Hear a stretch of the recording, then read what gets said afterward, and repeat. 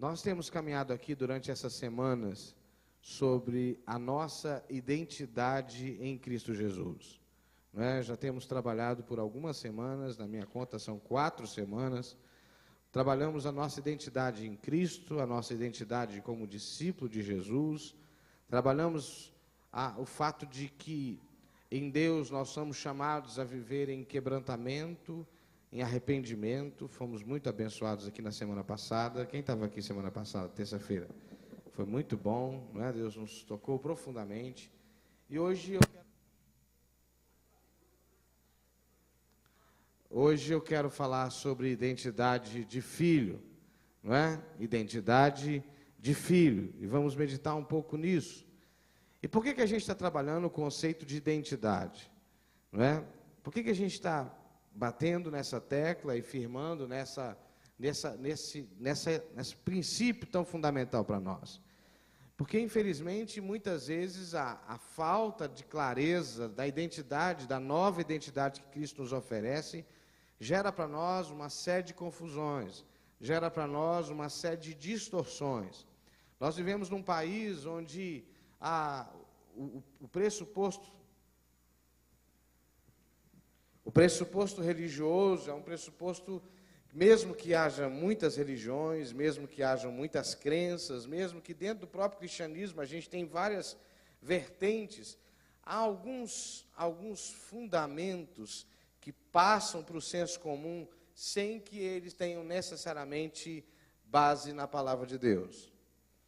Um desses fundamentos que muitas vezes formam a identidade distorcida na nossa relação com Deus é a ideia de que Deus é um Deus distante, que Deus é um Deus que está longe de mim, Deus é um Deus que está distante de mim, Deus é um Deus que, por ser soberano, Senhor, Criador, acima de todas as coisas, e há quem diga que Deus é uma força, isso é uma coisa muito impessoal. Esse é um senso comum no nosso país. A ideia de que a relação com Deus, ela não pode ser pessoal, ela não pode ser uma relação afetiva, não pode ser uma relação onde eu me encontro com Deus. Há uma cultura de mediação, de que a gente precisa de alguma coisa que se coloque entre eu e Deus, para que eu então consiga chegar a Deus.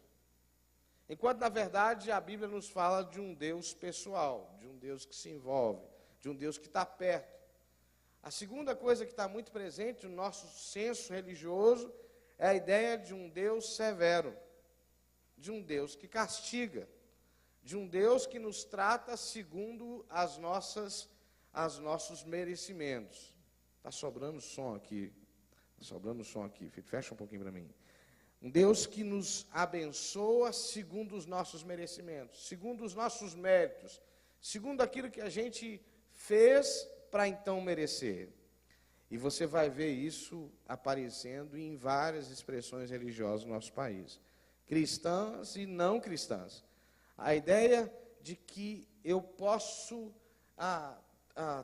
trocar com Deus, a ideia de que Deus é severo, me castiga, mas é um Deus também que me trata segundo os meus merecimentos. Se eu me comportar direitinho, se eu fizer o que é devido, então Deus me abençoa. Mas, por outro lado, se eu me comportar mal, se eu fizer o que é ruim, Deus vai me punir severamente, vai me livrar, vai me impedir de viver os privilégios que Ele tem para mim. Essas coisas não têm necessariamente uma base bíblica dessa forma, mas estão muito presentes na nossa vida. Daí que a gente está aqui pontuando algumas daquelas que nós entendemos serem bases firmes da nossa confissão, da nossa fé em Deus. Por que disso? Porque na medida que a gente sabe quem a gente é em Cristo, fica mais fácil da gente avançar no propósito de Deus para a nossa vida.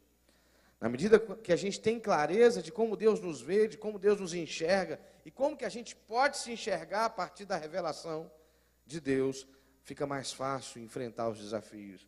Fica mais fácil avançar e crescer no propósito de Deus. E hoje, eu quero compartilhar com vocês, então, sobre a identidade de filho e filha de Deus. Quero te dizer que Deus te chamou e deseja estabelecer uma relação de filho e de pai e você de filho e filha perante Ele. Amém? Amém, irmãos? Então eu queria começar lendo com vocês João capítulo 1, versículos 11 e 12. João capítulo 1, versos 11 e 12. Evangelho de João, capítulo 1, versos 11 e 12. Onde é que você encontrar, vamos ficar em pé para fazer a leitura da palavra.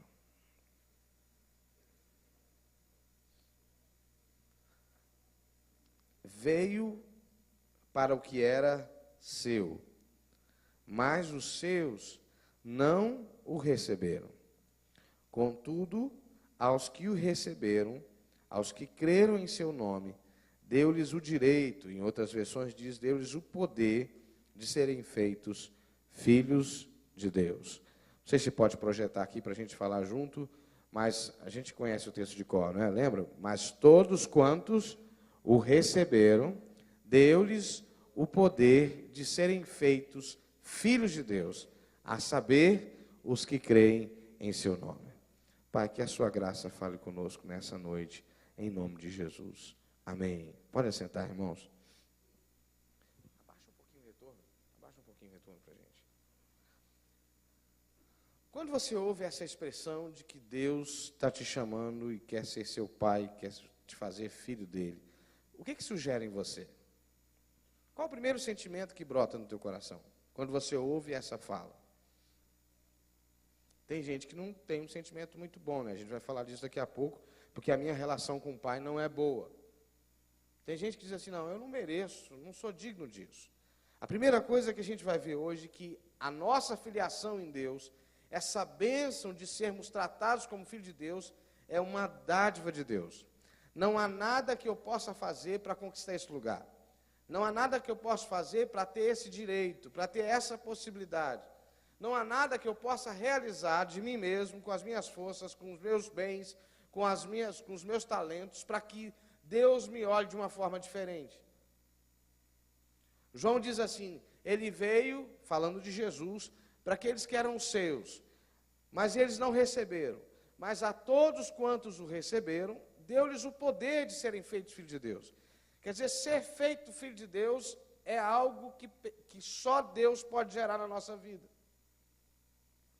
Jesus, quando esteve aqui nessa terra, num momento especial, Deus olhou para ele e disse, esse é o meu filho amado, em quem tenho todo prazer. Este é o meu filho amado, em quem minha alma se alegra.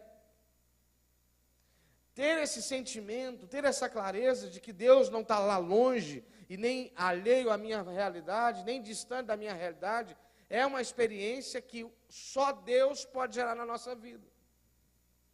É uma dádiva de Deus. É uma bênção de Deus. Então, quando eu creio nisso, quando eu me coloco nessa condição de que é dádiva, eu preciso começar a desistir dessa relação de troca, de merecimento. Eu preciso começar a me abrir para essa graça que só Deus pode dar. Eu preciso começar a pensar que existe um Deus nos céus e que está presente entre nós, que está interessado em um tipo de relação diferente das relações que eu tenho por padrão nesse mundo. Porque as relações que nós temos por padrão nesse mundo sempre está implícito uma relação de troca. Não é verdade? Mesmo quando você vai casar, né, de alguma maneira, tem uma relação de troca. Você casa com alguém porque você gosta daquela pessoa, porque aquela pessoa te agrada, porque aquela pessoa agrega a você alguma coisa. Você vai a um lugar que agrega a você alguma coisa. Mas a nossa relação com Deus não pode ser gerada por nada que a gente ofereça a Ele. É pura dádiva de Deus. É pura graça de Deus. É puro favor de Deus e favor não merecido. Isso significa que Deus, quando olhou para a gente, Deus, quando pensou na nossa vida, Ele não pensou em nós como alguém com quem Ele estabeleceria relações de barganha, mas Deus olhou para a gente com amor. Mas eu primeiro preciso pensar nisso. E, aliás, essa afirmação é uma afirmação que gera confusão para muita gente. Quando eu digo que não há nada que eu possa fazer que mude o amor de Deus por mim, muita gente descamba. Muita gente desiste da religião, desiste de Deus, porque diz assim, bom, se eu não posso fazer nada para que Deus me ame mais, então eu posso viver a vida que eu quiser viver. Por outro lado, quando eu percebo que sou pecador, que sou miserável, que sou incoerente, que sou contraditório, que sou pó, que estou de maneira infinitamente distante de quem Deus é, e a minha essência é infinitamente menor do que aquilo que Deus é, e que mesmo assim Deus me ama e está interessado em me adotar como filho, isso é uma coisa que muda a história da vida da gente. A gente descobre que ser filho de Deus, andar como filho de Deus, experimentar a vida com Deus, é um propósito de Deus, é interesse de Deus. Se você abrir a sua Bíblia comigo na carta de Paulo aos Efésios, no capítulo 1, carta de Paulo aos Efésios, no capítulo 1, a partir do versículo 3, diz assim, carta de Paulo aos Efésios, capítulo 1, versículo 3, bendito seja Deus e Pai de nosso Senhor Jesus Cristo, o qual nos abençoou com todas as bênçãos espirituais nas regiões celestiais em Cristo, como também nos elegeu, nos predestinou nele, antes da fundação do mundo, para sermos santos e irrepreensíveis diante dele em amor, e nos predestinou para sermos filhos de adoção por Jesus Cristo, para si mesmo, segundo o beneplácito da sua vontade. Ou seja, mesmo me percebendo pequeno, carente, necessitado, eu encontro na palavra de Deus a revelação de que antes que eu nascesse, antes que eu fosse formado, era projeto de Deus que eu e você vivêssemos como filho dele. E não é uma filiação natural, porque a nossa natureza é diferente da natureza de Deus. A nossa natureza é diferente daquilo que Deus é. Nós somos criaturas, Deus é criador. Mas a Bíblia diz que Deus resolveu, antes da fundação do mundo, antes que todas as coisas existissem, que a relação que Ele teria contigo seria uma relação de pai e filho. Ou seja, muitas vezes a gente acha que é o nosso movimento na direção de Deus que vai trazer as bênçãos de Deus para a nossa vida. Mas, na verdade, quando você começa a se mover na direção de Deus, quando você começa a prestar atenção ao que Deus está falando, quando você começa a perceber que Deus existe, você, na verdade, já está voltando, porque Deus já foi ao seu encontro. Deus já chegou perto de você. Deus já se acercou de você para dizer que quer te ter como filho, quer te ter como alguém próximo, quer te ter como alguém perto.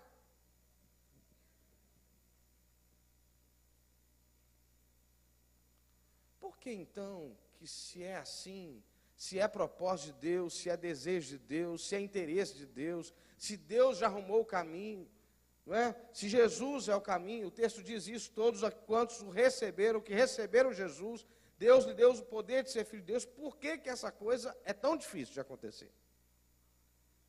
Por que que aquilo que está gerado no coração de Deus, antes de todas as coisas, se torna tão complicado para a maioria de nós?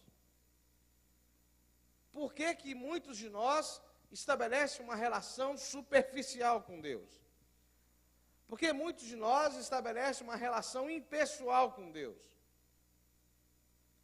Por que será que nós não nos sentimos dignos, e não somos mesmo, mas nem nos permitimos usufruir desse amor? A minha filha tem feito um negócio esses últimos dias que me alegra muito o coração. Ela resolveu dormir no meu colo agora, recentemente. Né? Outro dia ela virou e falou assim, pai, você não sentou aqui nem um minutinho para eu deitar no seu colo? Eu falei, é agora, minha filha. Né? Eu fui lá e daí a 15 minutos ela já estava dormindo. Ontem, na mesa mesmo, juntei as cadeiras, ela deitou no meu colo e dormiu. Não é? E que bênção para mim é perceber esse nível de intimidade. Mas por que que a gente não se sente à vontade diante de Deus? Por que que a fala de Deus, muitas vezes, é uma fala que traz para a gente peso, traz para a gente culpa, medo? Por que que a fala de Deus é uma fala que, muitas vezes, mais nos afasta que nos atrai? Porque a nossa relação com Deus, muitas vezes, vem dessas bases que estão no senso comum da nossa religiosidade. Às vezes a gente está aqui, tempos e tempos, não é? E aí, de vez em quando, a gente diz assim, eu não sei por que Deus está fazendo isso comigo. Será que eu estou merecendo isso? Alguém já falou isso? Não precisa ninguém, já. Será que eu estou merecendo isso? Eu estou fazendo tudo direitinho, não é? Por que Deus só está deixando eu viver essa história? Como se fosse uma relação de troca. Enquanto, na verdade, Deus diz para a gente assim, no mundo vocês vão ter aflições. Mas tenham coragem, tenham bom ânimo, porque eu venci e eu vou estar com vocês. A promessa do Pai nunca foi que nós não teríamos dificuldade, mas que Ele estaria conosco. Como um pai que não desiste do filho. Na nossa cultura, essa figura está muito mais ligada à mãe, né? Na cultura brasileira, fala muito mais ao nosso coração a ideia de uma mãe que não desiste de um filho. Você já viu mãe lutando por filho? Hein? Já viu mãe lutando por filho? Já viu mãe enfrentando fera, né? Brigas imensas por causa de um filho? Já viu? Né? Que não desiste da cria, que está ali, cerca, ganha uma força que não tem, e o filho passa pela luta, passa pela tribulação, e ela está lá do lado. Às vezes a gente que é adulto quer até que essa mãe deixe um pouco, porque o filho já é adulto, mas ela, mãe, fica ali cercando. Na nossa cultura, essa relação está muito ligada à mãe. Não é? Na cultura oriental, na cultura de Israel, a figura do pai tem um papel muito mais claro, muito mais decisivo do que na nossa, nessa cultura nossa ocidentalizada. O que precisa acontecer, então, para eu usufruir dessa relação? Eu preciso primeiro crer, como a palavra do filho pródigo diz para mim, que Deus me perdoa a despeito das minhas dificuldades. Amém? O que conta a história? A irmã Edmeia falou aqui na semana passada. O filho volta e diz assim, eu não tenho direito, eu não posso entrar na casa do pai, eu não posso ser tratado como filho, mas o pai já está pronto a perdoar. Você crê no perdão de Deus? Quantos creem no perdão de Deus aqui? Mas deixa eu fazer uma outra pergunta. Quantos aqui já foram perdoados de verdade por alguém? Quantos aqui já ouviram da pessoa dizer assim, eu te perdoo, mas o relacionamento mudou? Já ouviram? A pessoa diz assim, eu perdoo, mas o relacionamento ficou diferente. Nunca mais se usufruiu daquela intimidade que você tinha antes. Já viveu isso aqui? Quem já viveu isso? Diz assim, eu perdoo, mas você para o seu lado e eu para o meu lado, tá bom? Está perdoado, mas cada um para o seu canto. A gente muitas vezes transfere isso para a nossa relação com Deus. A gente acha que Deus nos trata da mesma, porque o único referencial que nós temos é o referencial humano. Então a gente acha que Deus trata com os nossos dilemas, com os nossos pecados, com as nossas contradições, da maneira que nós somos tratados e da maneira que nós tratamos os outros. Eu já contei aqui, mas acho que posso contar de novo, porque muita gente não ouviu, que uma das experiências mais difíceis da minha vida foi um dia que, indo pregar num culto de domingo à noite na nossa igreja, lá em Jaboatão dos Guararapes, eu fui surpreendido com uma situação que eu nunca tinha visto na minha vida, de um rapaz baleado à frente da igreja. E eu nunca tinha vivido aquela história e eu não sabia o que fazer. Eu literalmente não sabia o que fazer. Eu chamei a liderança da igreja, o socorro já tinha sido chamado. Eu chamei a liderança da igreja, que estava ali perto, e falei assim, o que eu faço? Que decisão eu tomo? E as pessoas disseram assim, pastor, o senhor não pode pôr a mão, levar no seu carro, porque quem fez está aqui em volta e vai terminar o serviço dentro do carro do senhor. E é uma loucura, porque o instinto natural, né, a atitude óbvia seria apanhar mesmo, que às vezes isso poderia trazer um dano maior, né? Mas eu ouvi a minha liderança e travei de um jeito que eu não consegui nem chegar perto do rapaz. Sabe aquela coisa de você não conseguir nem chegar para ver se o rapaz estava bem, conversar com ele, orar por ele até que o socorro chegasse? Eu nunca tinha vivido aquela situação. E depois o socorro veio, o moço foi, graças a Deus ele sobreviveu. Mas eu não conseguia lidar com a culpa de ter sido totalmente... não dá para dizer que foi indiferente, porque foi exatamente o tanto que aquilo me tocou que me fez travar. Mas de não dar conta, de não conseguir chegar, de não conseguir vencer o meu medo, de conseguir, de fato, o moço estava lá, de vez em quando ele vinha com a moto e rodeava, né? O executor estava lá. Mas as irmãzinhas da igreja chegaram, não estavam nem aí para ninguém, talvez porque nasceram naquele contexto, e falar de Jesus para o rapaz, oraram pelo rapaz, e eu, pastor, estava lá, preso lá dentro do templo, com medo daquela realidade. Ah, irmãos, como foi difícil para mim lidar com aquela situação. E como é que você repara uma situação dessa no seu coração? Tem explicação que resolve isso? Não, ele não viveu isso, ele não passou por isso, ele nunca viveu essa experiência. Não, ele representava um risco para a família dele. Não tem explicação que resolve o sentimento que está aqui dentro.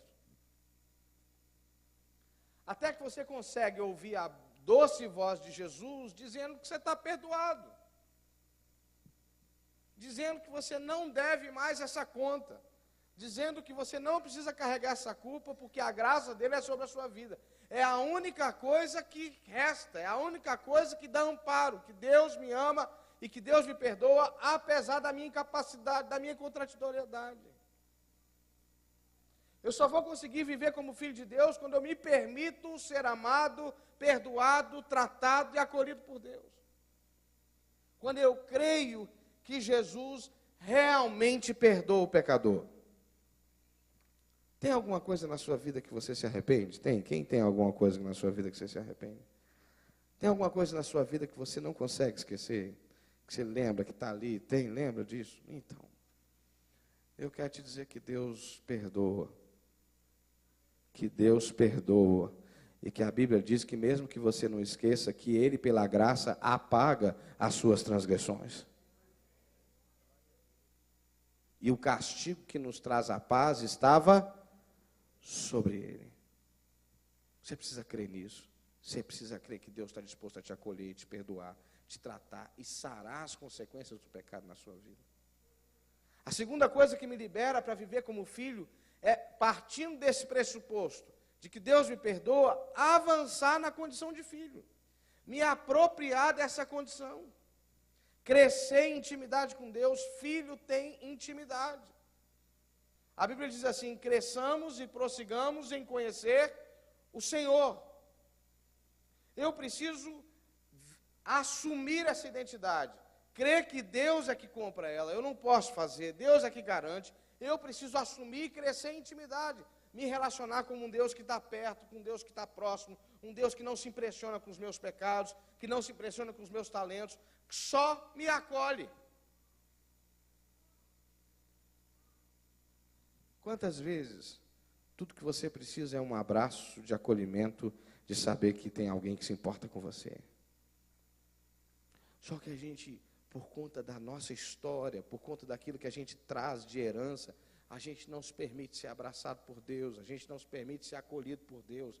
A gente sequer fica à vontade diante da presença de Deus, porque foi criado em nós a ideia de um Deus distante, punitivo e que faz troca. Relacionar-me com Deus como filho significa crer que Deus me ama, apesar de mim. E que porque Ele me ama, e se Ele resolveu me amar, sabendo quem eu sou, eu é que não vou desperdiçar esse negócio. Entendeu? Ou você acha que Deus não sabe quem você é? Hein? Ou você acha que dá para se esconder de Deus? Não é? Você acha que você consegue fazer média, ficar bonitinho para Deus? Então, já que Deus, sabendo quem você é, resolveu te amar, por que eu vou ficar me deixando prender, me limitar por aquilo que me impede, que me afasta, que me atrapalha na relação com Deus? A Bíblia fala a história de dois personagens. A Bíblia fala do fariseu que veio ao templo e batia no peito e dizia: Senhor, eu faço isso, faço isso, faço isso, faço aquilo. E a Bíblia fala do publicano que veio e disse assim: Senhor, tem misericórdia de mim, porque eu sou pecador. A história da fé e a história das pessoas que se aproximam de Deus não é a história de pessoas que fazem grandes coisas diante de Deus, mas é a história de pessoas que reconhecem que não há nada que elas podem fazer que vai fazê-las melhor diante de Deus. Elas somente se entregam, elas somente se derramam, porque elas assumem a sua fragilidade, elas assumem a sua limitação e aí elas se entregam. O problema é que a gente acredita demais na gente. O problema é que a gente acredita demais no nosso mérito, no nosso caráter, no nosso nome, na nossa condição, na nossa posição. Enquanto, na verdade, o que nós somos mesmos e devemos ser é filhos amados, adotivos, adotados pelo amor do Pai, e que não tem outra coisa a fazer a não ser pular para o braço desse Pai amoroso que me amou apesar de mim. Amém, irmãos? E a última coisa que eu quero dizer para vocês nessa noite é que eu não vou conseguir me aproximar de Deus como Pai se eu não tiver coragem de rever os meus padrões de paternidade. E aí está uma situação muito séria para a gente. A gente vive num tempo em que muita gente não tem a referência do Pai perto. Muita gente tem a referência de um pai ruim. O que é um pai ruim? No sentido de que um pai que violentou, um pai que desrespeitou, um pai que oprimiu. Muita gente traz a ideia de um pai ausente, indiferente, incapaz de perceber. Muitos de nós trazem uma relação de paternidade ou de maternidade que não serve de referência.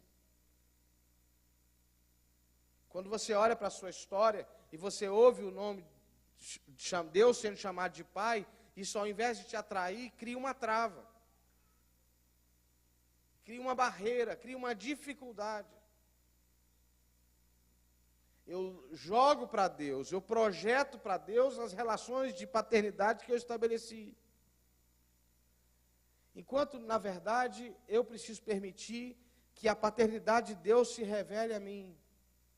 Pastor, isso não é fácil, eu não sei como fazer isso. Não é fácil mesmo, querido. Não é fácil mesmo. Não é uma realidade que a gente entrega uma série de regrinhas e você vai dar conta de cumprir essas regrinhas. Mas começa por assumir, talvez, que você não tenha padrões que sirvam de referência para você na sua relação com Deus. Começa, talvez, por colocar diante de Deus essas feridas e dizer: Senhor, eu não consigo entender o que significa chamar o Senhor de Pai, porque a minha relação com meu pai não é boa, a minha relação com meu pai é distante, a minha relação com meu pai é longínqua. Então, quando eu vou chamar o Senhor de Pai, eu não consigo. Trazer isso para fora já é o primeiro passo. E quem sabe você vai começar chamando Deus de amigo, quem sabe você vai começar chamando de Senhor, de Deus cuidador, Deus amoroso, mas na medida que você reconhece aquilo que te atrapalha, você tira os empecilhos para que você avance nessa relação com Deus.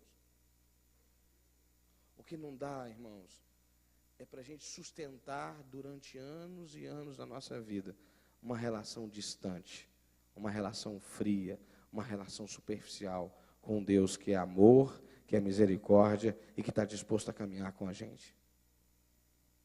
Amém, irmãos? Talvez a nossa dificuldade não seja assumir Deus como Pai.